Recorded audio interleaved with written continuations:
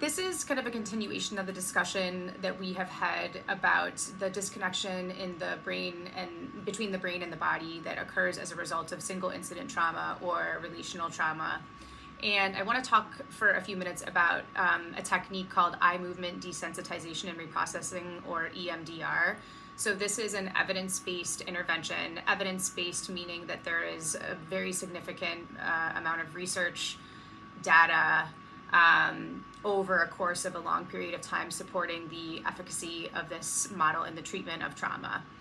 And Dr. Francine Shapiro is the researcher, the psychologist that developed this model. And I've been a practitioner of EMDR since 2010. So those of us who are trained in EMDR have to go through a pretty significant amount of training over a course of time, including getting very close supervision over the course of time to ensure that we actually know what we're doing, and that we're following kind of fidelity to the model that was developed by Francine Shapiro. What I will say is that over the course, since 2010, since I was trained, that this model has really wonderfully adapted, and it's expanded, I would say. And so now we're seeing kind of some more somatic-based EMDR models. We're seeing models that infuse internal family systems. I like to use models that really infuse more somatic approaches, more body-based, physical body-based approaches to EMDR. I mean, there's all kinds of different ways that EMDR can be used, and now it's really expanded beyond the treatment of trauma as well.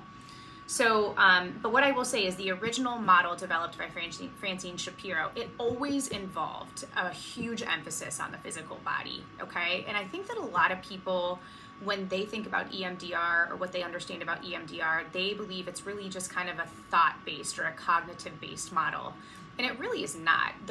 One of the reasons why this model is so incredibly effective in the treatment of trauma is because it involves our thoughts, and it involves our beliefs, and it involves our emotions, and it involves our physical body sensations. So all of that together, it infuses all of those experiences as it relates to a traumatic experience. So what this looks like in real time is, after we've developed an EMDR treatment plan, so after we've talked about, okay, like what is the present day situation or experience that you're struggling with that you want to target with EMDR. And a person could say, like, I feel like I'm always sabotaging relationships, okay? And I just had a relationship end recently, and it is devastating to me, and I want to understand like why I'm doing this over and over again. And in that discussion, we identify obviously a very significant history of trauma in the individual's background that they maybe were or were not aware of. This is more relational trauma. We identify a negative belief. I'm not deserving of love. I'm permanently damaged. And we work backwards to identify, a list of very core memories or incidents that happened in the person's life that really contribute to why the person believes that they're damaged or that they're not deserving of love. Okay.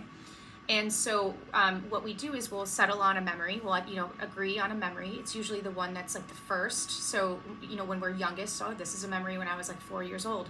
Or the worst. So this is a memory of my divorce. This is on a scale of 0 to 10. 0 is no disturbance. 10 is the highest I can imagine. This is a 10. So we're either going to go for the first, chronologically the first memory, or the worst, like the one that feels most intense, most emotionally disturbing. When we go into reprocess, and when I say reprocess, that means that we're using bilateral stimulation. So I'm actually going to grab, this looks like an Atari. I joke about this a lot with my patients. This is a light bar. This is an EMDR light bar. And the lights aren't on right now, but when it's on, the lights are moving back and forth like this, okay? And the other thing that I will use are my kind of very old school looking hand buzzers, which I always tell my patients I'm going to get the newfangled wireless buzzers, but I have not done that yet. But basically what we do is we hold these, I have them hold these in both of their hands, and then they gently buzz left and right. So bilateral stimulation, okay? And I will have the individual that I'm working with, okay, we're gonna hold an image of the worst part of that memory, okay, that we've identified. And as you're holding it, I want you to notice, like, what are you feeling in your body? And for some people, automatically it's like, I don't feel anything, I feel numb. And that's not uncommon. And so we will spend sometimes like up to 10 or 15 minutes really getting into the memory in session. And I will kind of walk the patient through that whole process. really important to connect with the memory as much as we can. And then what happens is they start to experience physical body sensations. I'm noticing my jaw feels super tight.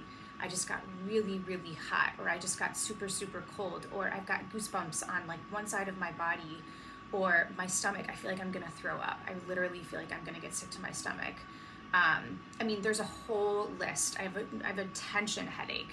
My head feels like it's gonna explode right now, or just like feeling like they're gonna cry. So they start to notice these things in their physical body, okay?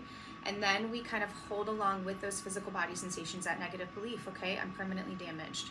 And what emotion is coming up for you? I feel so incredibly sad. So then we hold the sadness, then we hold the emotion. So we've got the negative belief, we have the emotion, we have the physical body sensations.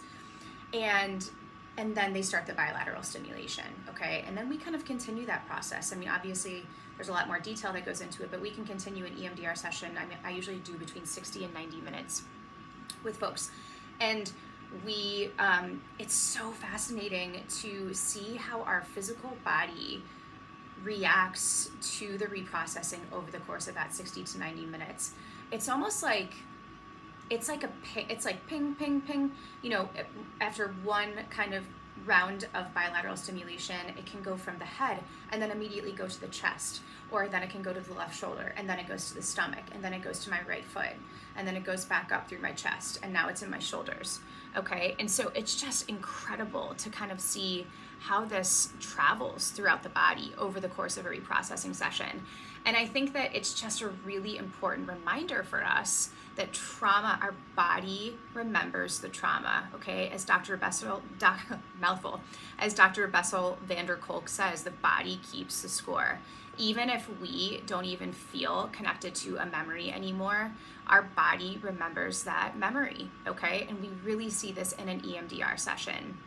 And so I'm not gonna kind of get into the scientific jargon, but what happens is, in trauma, we get frozen in that moment in time. We're kind of frozen back in that moment in time when the trauma experience. So then when we hear a song, or when we smell something, or when somebody gives us a facial expression, or when a door is slammed, or when somebody doesn't respond to a text message, it's like we're right back in that traumatic memory that we experienced. We become that child again, okay? We're no longer that 42-year-old, we're a child again. And so what EMDR does through this protocol and through bilateral stimulation is we really kind of, we bring back on board this adaptive information processing. And we start to activate the left and the right sides of our brain. And what happens is that memory that was once frozen now starts to become integrated, okay? And we start to kind of think about it a different way. Our body responds to it a different way.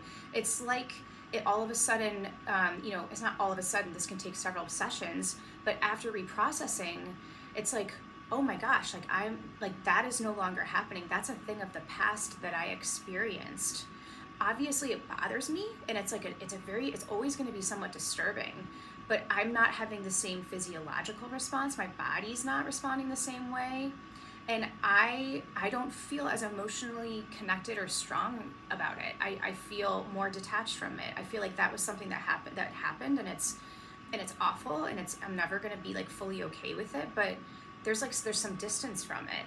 And so most people experience like a very significant release. I simply kind of refer to it as taking out the trash. It's just like we're doing a thorough cleaning. We're cleaning things out. I wanted to take a few minutes to talk about how EMDR is so very much a somatic, a body-based intervention for the treatment of trauma. It is so deeply powerful, in part because it really emphasizes that physical body right from the get-go, right when we're doing that EMDR treatment plan, we are checking in with the physical body. Anybody who's done EMDR knows, EMDR with me knows how often I'm saying, where are we noticing that now? Where are we noticing that now? What's happening in your body? Let's check in with your body. We're talking about it, even if we're not doing EMDR, throughout the course of a regular therapy session, I am constantly checking in with the people that I work with about their physical body. This is all about the reconnection with the physical body. in the treatment of trauma. This is one way that we can approach it, and it's one way, it's one reason why EMDR is such a powerful tool in our toolbox in the treatment of both relational trauma and single incident trauma. I hope you found this helpful. I know this was a lot.